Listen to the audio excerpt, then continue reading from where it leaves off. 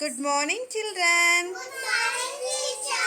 How are you, children? I am fine. Thank you, teacher. నేటి కార్యక్రమంలో ఈరోజు ఏమిటి అంటే కలర్స్. కలర్స్ అంటే ఏంటి అమ్మా? రంగులు. ఆ రంగులలో మనము ఒక పద్యం అనేది నేర్చుకుందాం తెలుగులో. చెప్పండి అమ్మా. కాకమ్మ నలుపు, కారుమబ్బు నలుపు, కొంగమ్మ తెలుపు,